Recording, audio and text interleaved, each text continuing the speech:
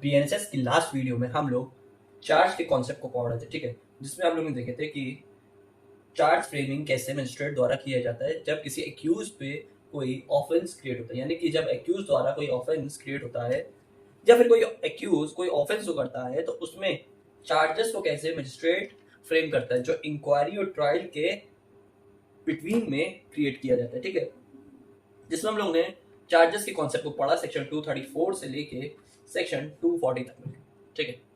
आज हम लोग इसी का बी पार्ट पढ़ेंगे जो बात करता है जॉइंडर ऑफ चार्जेस के बारे में, जो दिया गया है सेक्शन 241 से 247 के बीच, ठीक है।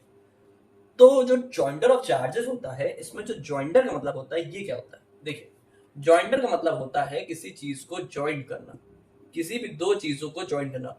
और फिर वही जब बात आती है जॉइंडर ऑफ चार्जेस की, यानी कि हम ऑफेंसेस को ज्वाइन कर रहे हैं, ऑफेंस 1 2 3, तो ऐसे हम ऑफेंसेस को जोड़ते हैं ताकि एक सेपरेट ट्रायल चल सके, ठीक है, यानी कि एक सेपरेट ट्रायल को हम चला सकें ताकि कोर्ट का टाइम वेस्ट भी ना हो, ठीक है, और एप्रोप्रिएट तरीके से सही समय पे कोर्ट की प्रोसीडिंग्स भी कंप्लीट हो जाए जिससे जस्टिस सर्व हो, ठीक है।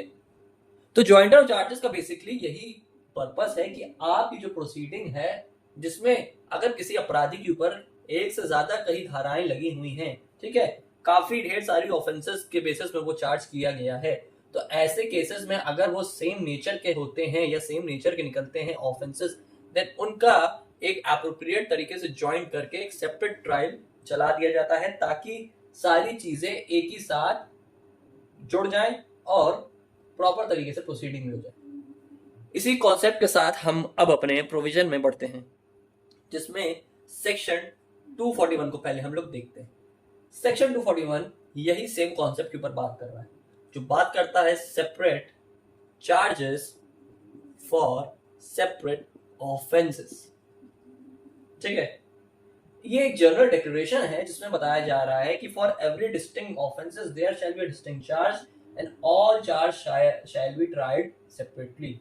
कहने का मतलब है कि सेपरेट चार्ज के लिए सेपरेट ऑफेंस है, तो जब हमें सेपरेट ऑफेंस को ट्राई करना है तो सेपरेट चार्ज के बेसिस में सभी ऑफेंसेस का यानी कि सभी चार्जेस का सेपरेट ट्रायल को चलाना चाहिए।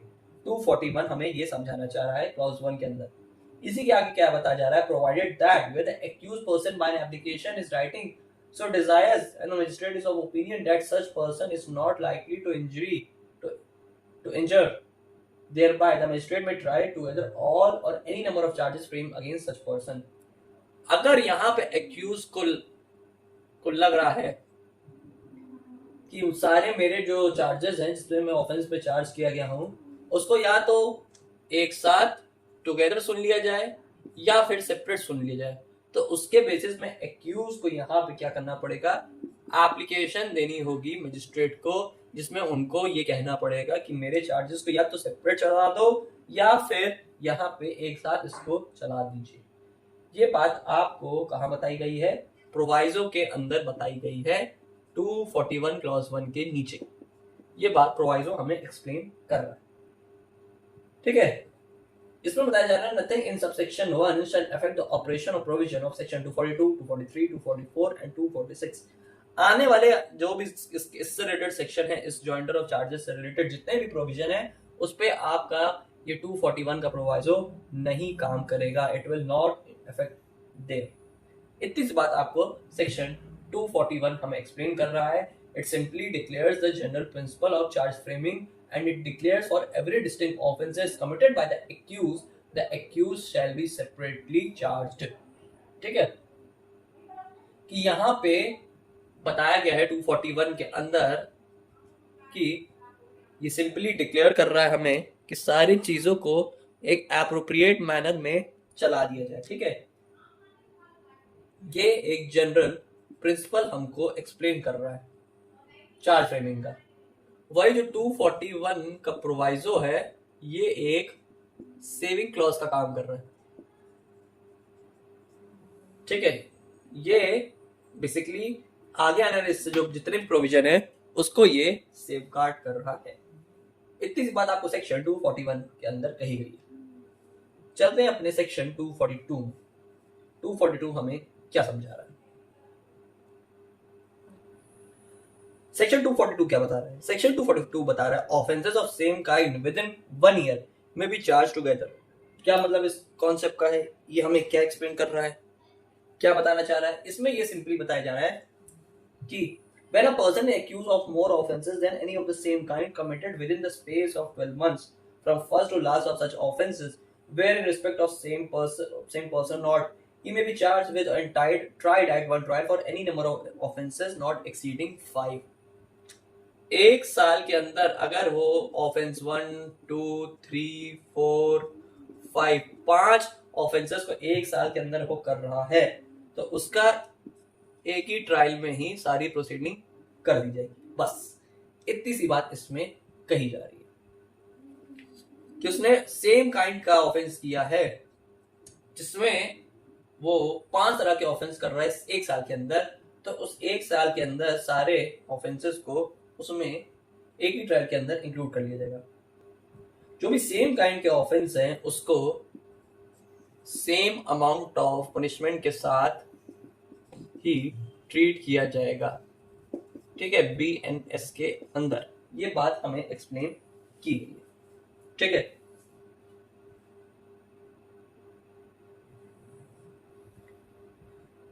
इसी के नीचे आगे और क्या बताया जा रहा है, बात प्रोवाइजो में समझा रहा है। Proviso that for the purpose of this section an offence punishable under subsection 2 of 30T3 BNS shall be deemed to be offense of the same kind as an offense punishable under section 305 of the state संहिता। क्या बताया जा रहा है यहाँ पे तीसरे clause में BNS की बात की जा रही है। जो BNS की सेक्शन, BNS की धारा 303 है, ठीक है, या फिर BNS की धारा 305 है। ये वाली बात करती है थेफ्ट, ये बात करती है थेफ्ट इन हाउस। अब देखिए, चोरी आप किसी की जेब से करें, किसी के घर से करें या कोई भी करें, ये सेम काइंड का ऑफेंस है, ये सेम तरीके का ऑफेंस लग रहा है हमें, तो ये सेम तरीके से ही उसका ट्रायल का प्रोसीजर भी चलेगा। जैसे मान लीजिए मर्डर या अटेम्प्ट टू मर्डर, ये सेम काइंड का ऑफेंस है, तो ये सेम काइंड का ऑफेंस के लिए, सेम नेचर ऑफ ऑफेंस के लिए एक ट्रायल चलेगा, सिंगल ट्रायल। ये बात आपको 242 के अंदर बताई गई। देखते हैं सेक्शन 243 क्या बता रहा है। 243 बात कर रहा है trial for more than one offence. एक से ज्यादा कोई ऑफेंस किया है तो उसमें ट्रायल कैसे किया जाएगा। क्लॉज 1 क्या देखते हैं, इसको पढ़ते हैं। If in one series of acts so connected together as to form the same transaction, more offenses than one are committed by the same person will be charged with and tried at one trial for every offenses। ठीक है, वही same बात बताई जा रही है। ठीक है, कई ढेर सारे ऑफेंसेस को किया गया है जो एक दूसरे से कनेक्टेड लग रहे हैं, बार बार वही सेम ऑफेंस को किया जा रहा है। ठीक है, तो ये सब ऑफेंस में एक ट्रायल से आपका काम यानी कि प्रोसीडिंग हो जाएगी। आगे बढ़ते हैं, इसमें क्या बताया जा रहा है। When a person charged with one or more offences of criminal breach of trust or dishonest misappropriation of property as provided under section 235 and 242 is accused of committing for the purpose of facilitating concealing the commission of that offence or those offences, one or more offences, falsification of accounts, he may be charged with and tried at one trial for every such offence। CBT लिख रहा हूं मैं इसमें, criminal breach of trust है, किसी person ने किया, ठीक है, एक बार, 2 बार, 3 बार, 4 बार, ठीक है। उधर से मान लीजिए उसने किया criminal miss appropriation of property, CMP 2, CMP 3, CMP 4, ठीक है, ऐसे कई बार उसने सिमिलर ऑफेंसेस को किया गया। ठीक है, अब ये किया इसने और ये ऑफेंस को किया, रिपीट किए जा रहे हैं बार बार ऑफेंस। तो टोटल देखिए कितनी, इसने एक बार किया 1 साल की सजा, 1 साल की सजा, 1 साल की सजा, 1 साल की, ठीक है, 1 साल, 1 साल, 1 साल, 1 साल, कितने साल हो गए टोटल? 8 years हो गई। 8 साल की सजा इसमें तो मिलनी चाहिए। ठीक है, 1 साल के अंदर इसने किए सारे ऑफेंस, तो 1 साल के अंदर 8 साल की सजा टोटल निकल के आ गई। ठीक है, अब एक ऑफेंस इसने ये किया है और एक ऑफेंस इसमें ये किया, अपराध दो किए लेकिन कई बार रिपीट किए, तो उसके हिसाब से सजा भी बढ़ गई। ठीक है, अब मान लीजिए इसमें जो पनिशमेंट है इसकी टोटल 7 बार इसने इस अपराध को किया, तो 7 से 8 बार किया, तो 8 साल की इसमें सजा बताई जा रही है। लेकिन इसमें इसकी पनिशमेंट है 3 साल और इसमें इसकी पनिशमेंट दी है बीएनएस में 3 साल। ठीक है, सेम नेचर ऑफ ऑफेंस है, तो ऐसे में क्या होगा, इन दोनों ऑफेंस को एक ट्रायल के अंदर चला दिया जाएगा। ये बात इसमें हमें समझाई जा रही है कि सेम नेचर ऑफ ऑफेंस को सिंगल ट्रायल में चला दिया जाएगा। अब बार बार अलग अलग ट्रायल नहीं होगा कि पहले इसने ऑफेंस किया फिर वही ऑफेंस किया फिर वही ऑफेंस किया। ठीक है, तो ऐसे तो टोटल 8 साल की सजा है, लेकिन इसकी सिंगल ट्रायल में इसको उतनी ही सजा मिलेगी जितनी उसमें सजा दी गई है। ऑफेंस वो रिपीट करता जा रहा है, लेकिन इसको चार्ज किया जाएगा एक ट्रायल के अंदर। ठीक है, इसको चार्ज किया जाएगा हमें इस ऑफेंस इस एक्यूज पर्सन को एक ट्रायल के अंदर। ये बात आपको क्लॉज 2 समझा रहा है। देखते हैं क्लॉज 3 हमें क्या समझा रहा है।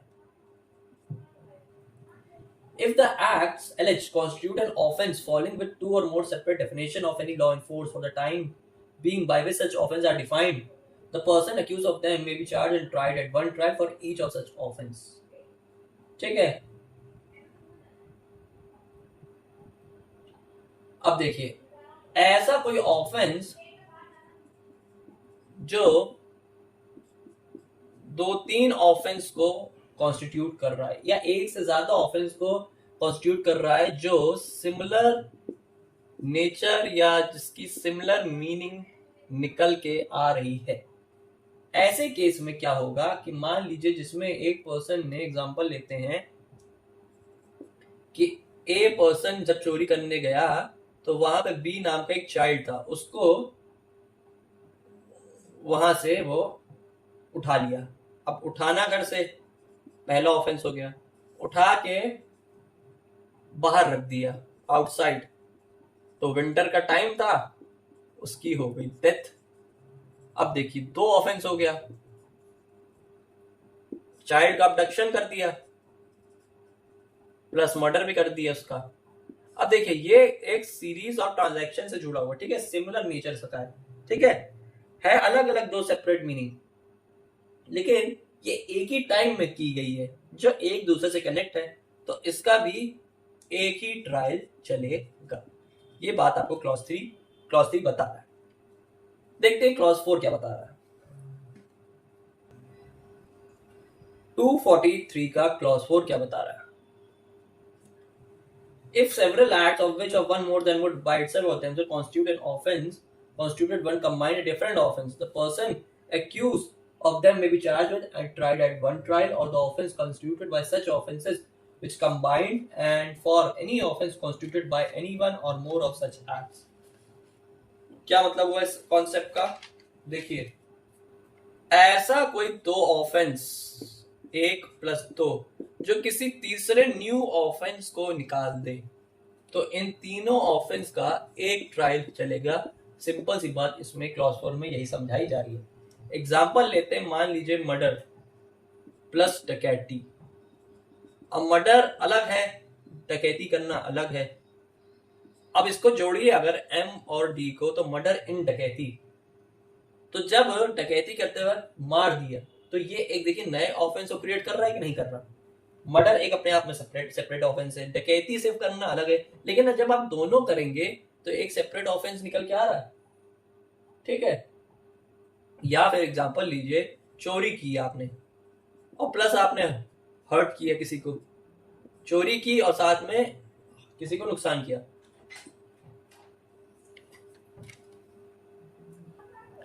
अब जैसे रॉबरी प्लस हर्ट है, ठीक है, अब इसको जोड़िए आर और एच, तो ये अलग ऑफेंस बन के आ रहा है कि हर्ट इन रॉबरी। तो ऐसे चीजें जो किसी ऑफेंसेस को ज्वाइन करके कुछ नए ऑफेंस को क्रिएट करे, तो इन तीनों ऑफेंस का एक ही ट्रायल चलेगा।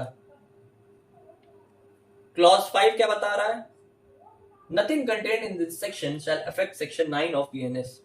कोई भी सेक्शन 9 ऑफ, मतलब यानी कि 243 को कहीं से भी बीएनएस का सेक्शन 9 अफेक्ट नहीं करेगा। क्या मतलब है इस बात का, सेक्शन 9 क्या है, इसको अभी हम लोग आगे अभी समझने वाले हैं। तो एक जॉइंटर ऑफ चार्जेस का एक छोटा सा ब्रीफ ले लेते हैं ताकि हम समझ सके कि हमने जॉइंटर ऑफ चार्ज में अभी तक क्या क्या देखा 243 के अंदर, जो क्योंकि 243 मेजर सेक्शन है, काफी इसका इंपॉर्टेंट पार्ट है ये।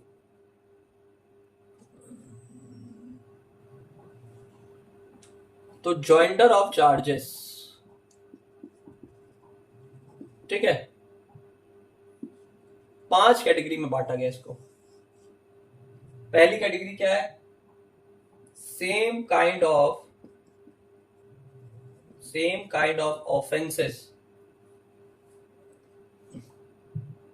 जो 5 से ज्यादा नहीं होने चाहिए और 1 साल के अंदर हुए, तो इसमें चलेगा उसका सिंगल ट्रायल। दूसरा, सेम ट्रांजैक्शन मल्टीपल ऑफेंसेस, एक ही ट्रांजैक्शन से कई ढेर सारे ऑफेंसेस चले गए हो गए, इसका भी चलेगा एक ट्रायल।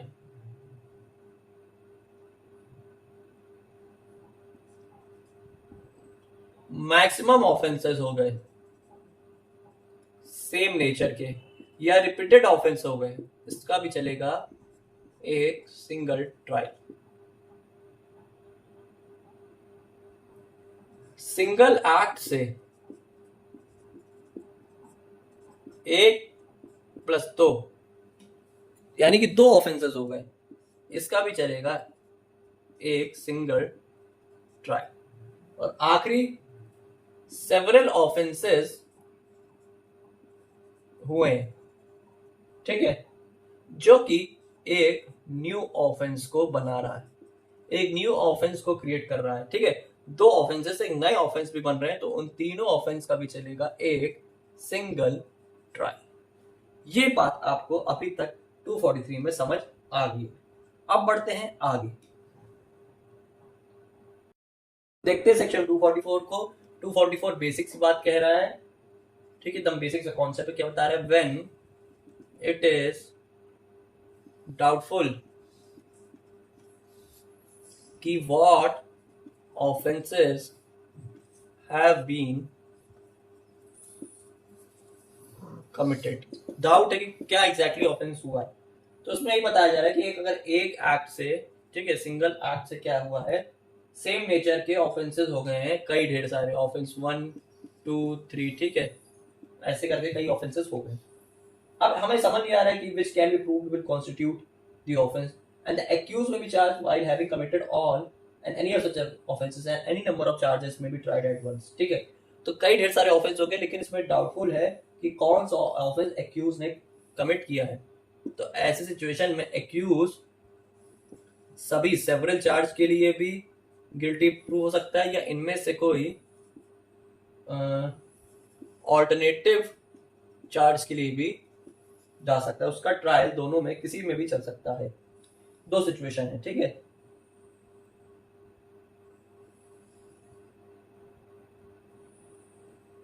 इसी का क्लॉज 2 बताया जा रहा है कि if such a case the accused is charged with one offence and it appears in the evidence that he committed different offence, ठीक है।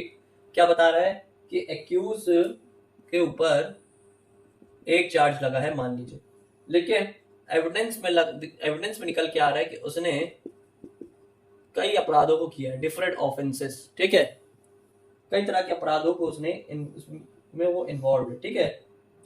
तो ऐसी सिचुएशन में क्या होगा, वो किसी भी एक अपराध में चार्ज हो सकता है या फिर सभी अपराधों के पर चार्ज किया जाएगा। कहने मतलब या तो सभी सेवरल चार्ज में वो इन्वॉल्व होगा या फिर ऑल्टरनेटिव चार्ज के लिए वो इन्वॉल्व होगा। ये बात आपको सेक्शन 244 समझा रहा है कि जब ऐसी कंडीशन आए कि जब डाउट है कि एग्जैक्टली कौन सा ऑफेंस एग्जैक्टली हुआ है। अब चलते हैं सेक्शन 245 पे, जो कि बहुत ही मेजर सेक्शन है, और इसके साथ हम 1-2 सेक्शंस को और पढ़ने वाले हैं। चलिए अब देखते हैं 245 को।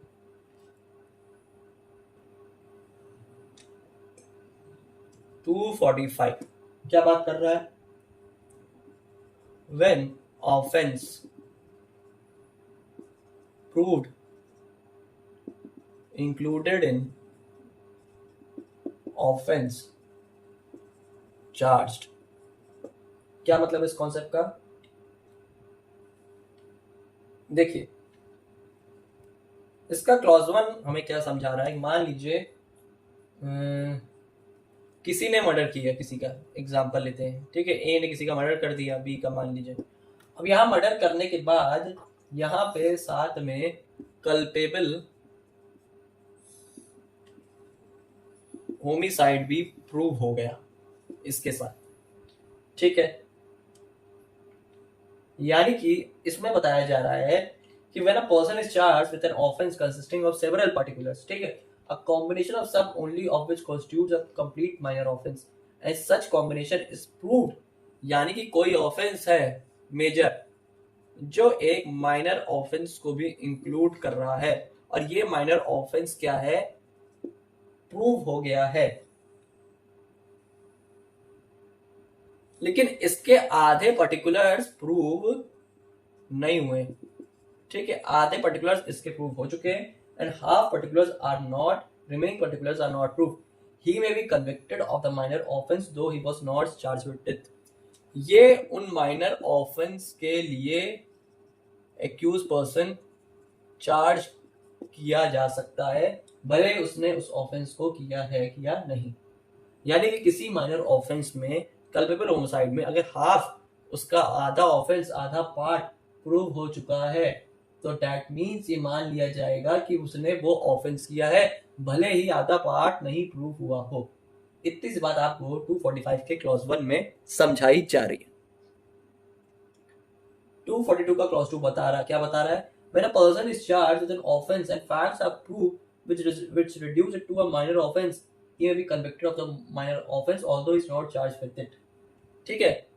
क्या बता रहा है? 245 बेसिकली माइनर ऑफेंसेस के बारे में बात कर रहा है, ठीक है। तो इसका क्लॉज 2 हमें समझा रहा है कि अगर कोई पर्सन किसी कोई पर्सन के ऊपर कोई चार्ज लगा है, ठीक है, किसी ऑफेंस का, ठीक है, जिसमें वो उसके फैक्ट्स प्रूव हो चुके हैं, पहली चीज, लेकिन वो रिड्यूस होके उसके फैक्ट्स बन गए हैं माइनर ऑफेंस में। अब माइनर ऑफेंस जो है, भले ही उसने,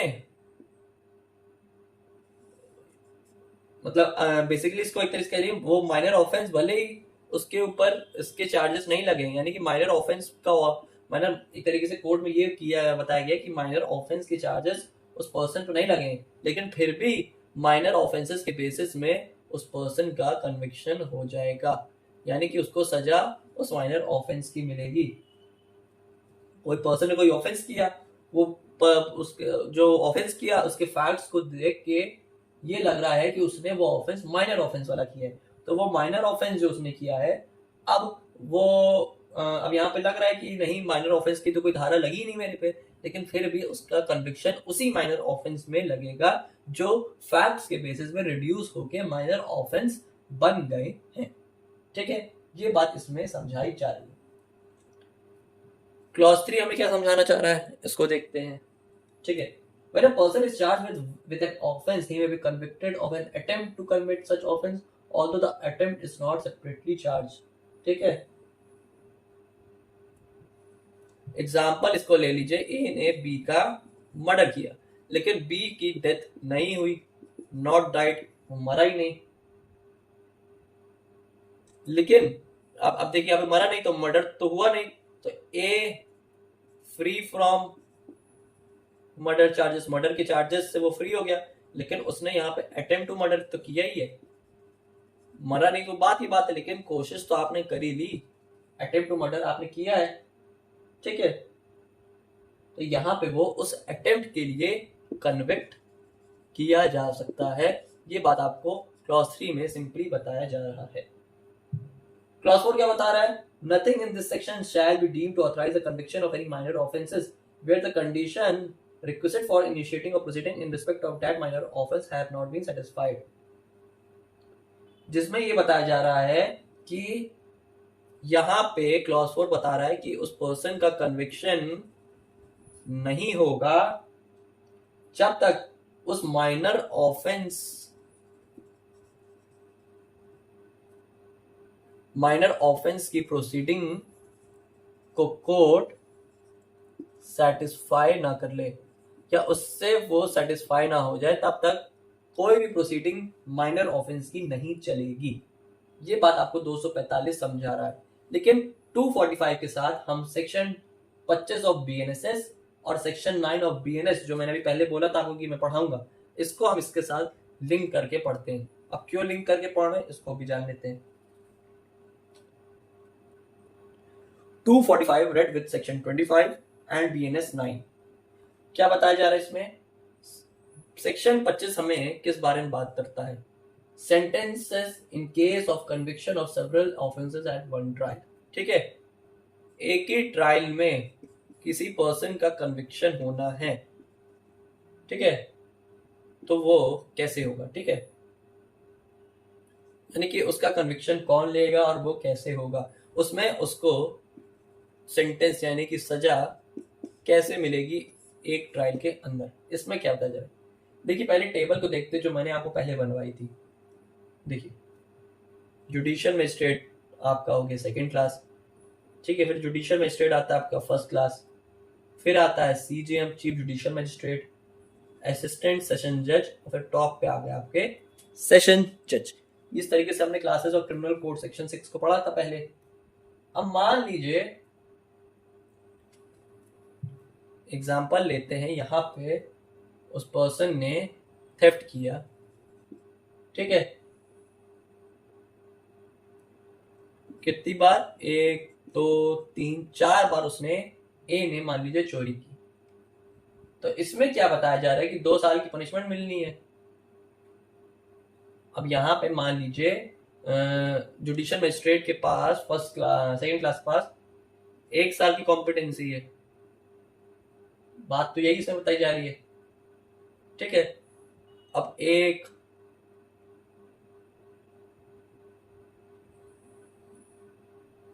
+ 1 + 1 + 1, ठीक है, 4 साल हुआ। Competency judicial magistrate first class की एक ही साल है, ठीक है। तो ऐसे में क्या होगा, जो इसका ट्रायल होगा, ट्रायल वो होगा कॉन्क्यूरेंटली या फिर कॉन्जिक्वेंटली, कॉन्क्यूरेंटली एंड कॉन्जिक्वेंटिवली, यानी एक के बाद एक या फिर एक साथ या एक के बाद, ठीक है। एक साथ भी हो सकता है और एक के बाद एक भी हो सकता है, ठीक है। अगर मान लीजिए एक साथ कराना है तो जुडिशियल मजिस्ट्रेट सेकेंड क्लास जो है इसकी कॉम्पिटेंसी यहाँ पे कम है, ठीक है। तो ये वाला जो केस है इसमें 3 साल की मान लीजिए थेफ्ट में पनिशमेंट है और 1 साल की उसकी कॉम्पिटेंसी है, तो सिंगल ट्रायल में ये तो हो नहीं सकता। तो ये केस यहाँ पे चला जाएगा चीफ जुडिशियल मजिस्ट्रेट के पास, ठीक है। और एक के बाद एक होगा तो 1 साल की सजा, फिर 1 साल, फिर 1 साल, फिर 1 साल, हुई 4 साल की सजा। और यहाँ पे क्या हो रहा है? अगर यहाँ पे देखा जाए तो यहाँ पे 3 साल की पनिशमेंट है और इधर आपकी हो गई आपका सिंगल ट्रायल, जो जुडिशियल मजिस्ट्रेट सेकेंड क्लास नहीं कर पा रहा था, तो इधर आपको मिलेगी सीजीएम द्वारा 7 साल की सजा, ठीक है, क्योंकि उसकी मैक्सिमम कॉम्पिटेंसी है उतनी देने की, 7 साल की सजा। और यहाँ पे पनिशमेंट उसका बन के आ रहा है 4 साल, ठीक है। तो ऐसे केस में क्या होता है, तो कॉम्पिटेंसी की जो चार्जेस होते हैं वो बढ़ जाते हैं, ठीक है। Competency here becomes double. अब यहाँ पे 7 साल वाला बन गया आपका 14 साल, ठीक है।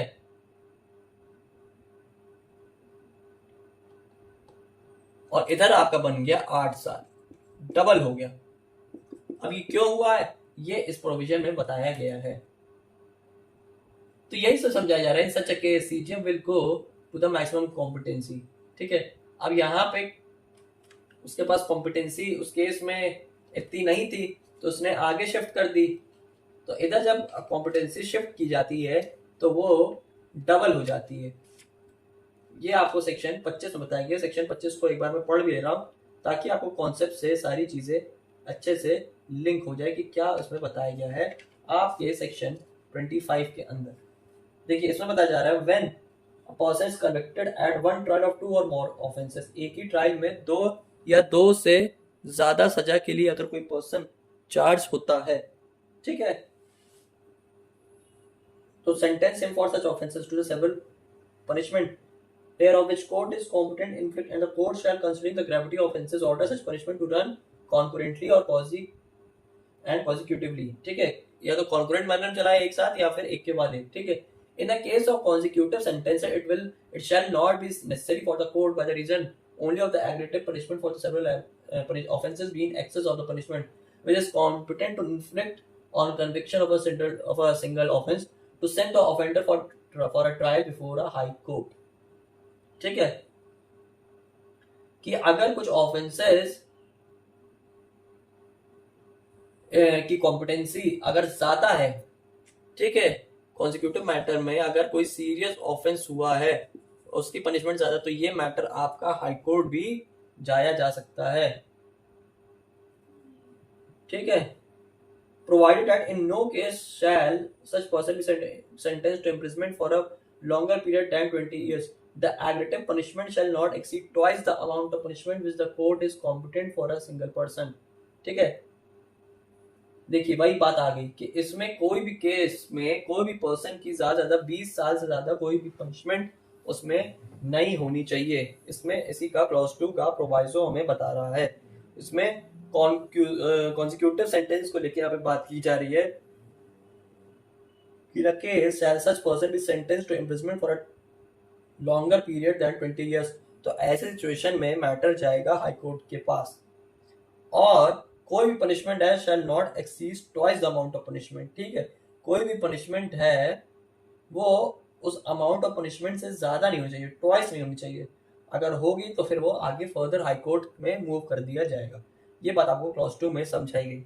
और जब ट्रायल चलता है तो ऑफेंसेस यहाँ पे पनिशमेंट इसकी डबल हो जाती है, यानी कि 8 साल जो 4 साल वाली पनिशमेंट मिलनी थी उसमें उसको कॉम्पिटेंसी देने की पावर बढ़ जाती है 8 साल, 7 साल वाले में बढ़ जाएगी 14 साल, ठीक है। तो ये बताया जाएगा। देखते हैं बीएनएस सेक्शन 9 को, ठीक है, जो बात करता है limit of punishment of offences made up of several offences. किसी भी ऑफेंस के अंडर क्या पनिशमेंट की लिमिट होगी, उस पनिशमेंट को हम कैसे तय करेंगे, इसको हम पढ़ेंगे, जो हम लोग देखते हैं सेक्शन 245 के साथ, ठीक है। तो क्या बता रहा है इसमें कि एग्जांपल लेते हैं, मान लीजिए ए ने बी को स्लैप किया 5 बार, ए स्लैप्स बी 5 टाइम्स, ठीक है। अब मान लीजिए हर्ट है, ये मार रहा है, हर्ट हुआ, हर्ट की पनिशमेंट है 1 साल। 5 बार मारा है, 1 2 3 4 5, 1 साल इधर, 1 साल इधर, 1 साल इधर, 1 साल इधर, 1 साल इधर, ठीक है।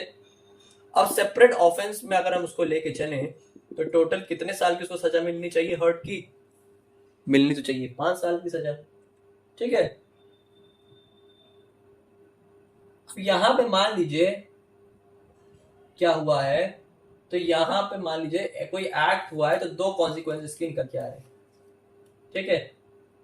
यानी किसी एक्ट से वो जो उसने सिचुएशन क्या निकल के आ रही है कि 2 ऑफेंस हुए, ऑफेंस 1 ऑफेंस 2, ठीक है। जिस ऑफेंस में एक ऑफेंस की पनिशमेंट है 10 साल और एक की है 20 साल, तो और ये सिचुएशन क्रिएट है, तो ऐसे के सिचुएशन में हमारा सेक्शन 9 बोलता है कि सिंगल ट्रायल इनका चलना चाहिए और पनिशमेंट वो वाली मिलनी चाहिए जो कि मैक्सिमम होनी चाहिए, मैक्सिमम पनिशमेंट विल प्रिवेल।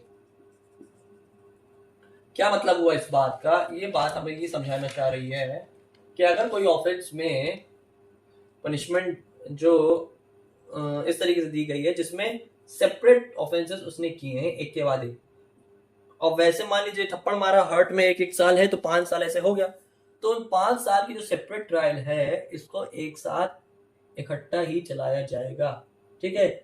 और उसको हर बार हर एक पनिशमेंट की सजा नहीं मिलेगी, जो मिलेगी एक ऑल टुगेदर एक क्रिएट होके मिलेगी, ठीक है। और यहाँ पे कोई भी सिंगल ट्रायल होगा उसमें सेकंड क्लॉज इसका बता रहा है, बीएनएस सेक्शन 9 का फर्स्ट क्लॉज ये बता रहा है कि 5 साल की पनिशमेंट है और थर्ड पे 1 साल है, तो इसको 1 साल में एक ही ट्रायल के अंदर चलाओ। यानी कि यहाँ पे एक पनिशमेंट की वो एक ही बार सजा पाएगा, बार बार नहीं पाएगा। दूसरी सिचुएशन क्या हुई, कोई ऐसा एक्ट हुआ जिसमें सिचुएशन हुई जिसमें उसने 2 ऑफेंस किया एक्यूज पर्सन ने, एक में 10 साल की सजा और एक में 20 साल की सजा। तो ऐसे में दोनों केस, दोनों ऑफेंस में ट्रायल तो चलेगा, एक ही सिंगल ट्रायल चलेगा, लेकिन पनिशमेंट वो वाली प्रिवेल होगी जो कि मैक्सिमम थी, जो कि ज्यादा दी गई है।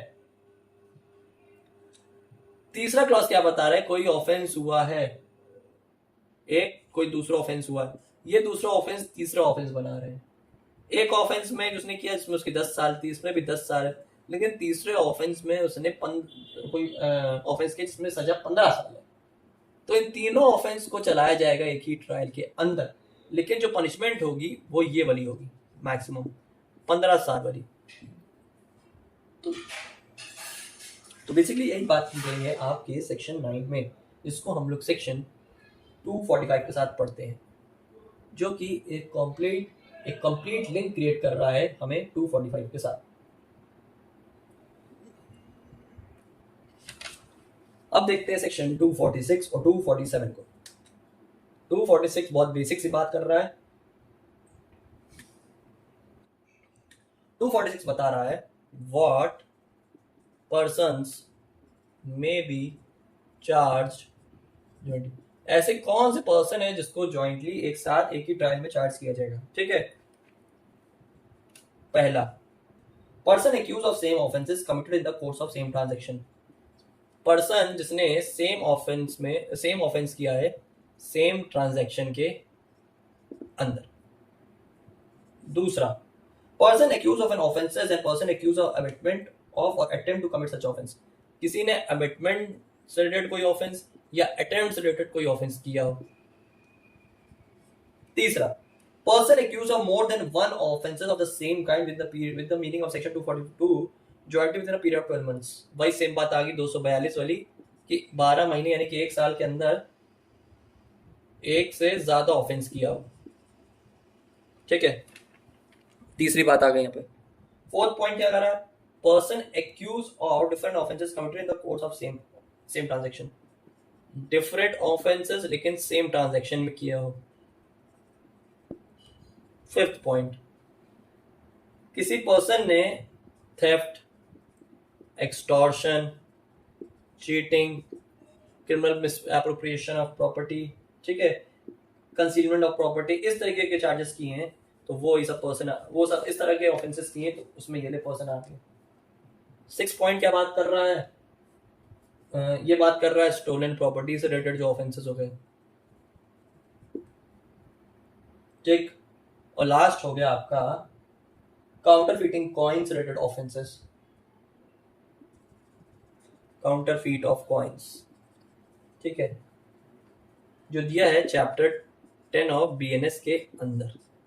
तो ये सारे जितने भी ऑफेंसेस हैं जिसमें इस टाइप के ऑफेंसेस आते हैं, तो ये सारे इस तरह के किए गए ऑफेंसेस वाले पर्सन को एक साथ जॉइंटली ट्राई किया जाएगा। इसी के नीचे हमें क्या प्रोवाइजो यहां लिख दे रहा हूं मैं, प्रोवाइजो क्या बता रहा है इसी का 246 का, कि यहाँ पे अगर किसी यहाँ पे पर्सन को लगता है या एक्यूज को लगता है कि जो सेपरेट ऑफेंसेस जो किए हैं वो सेम ट्रांजैक्शन में नहीं लाई कर रहे हैं, ठीक है, वो नहीं आ रहे हैं, तो ऐसे केस में क्या होगा, मजिस्ट्रेट को या कोर्ट ऑफ सेशन को एप्लीकेशन के थ्रू यहाँ पे ये बोला जाएगा कि ट्राई ऑल सच टुगेदर। क्या मतलब उस बात का कि सारे ऑफेंसेस को एक साथ ही ट्राई कर लो, भले ही वो सेम ट्रांजैक्शन में वो सेपरेट ऑफेंसेस के अंदर ना आ रहे हो। तो ये 246 में बेसिकली नीचे प्रोवाइजो में एक तरीके की रिक्वेस्ट या फिर प्रेयर जुडिशियल मजिस्ट्रेट और कोर्ट ऑफ सेशन के लिए कही गई है। और 246 बेसिकली बता रहा है कि कौन से पर्सन को जॉइंटली चार्ज किया जाएगा। इसी के साथ देख लेते हैं इस टॉपिक का लास्ट सेक्शन 247, जो बात करता है withdrawal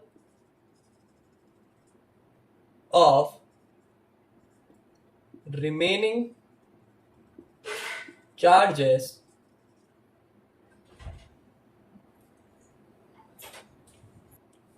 withdrawal of remaining charges on conviction of one of several charges,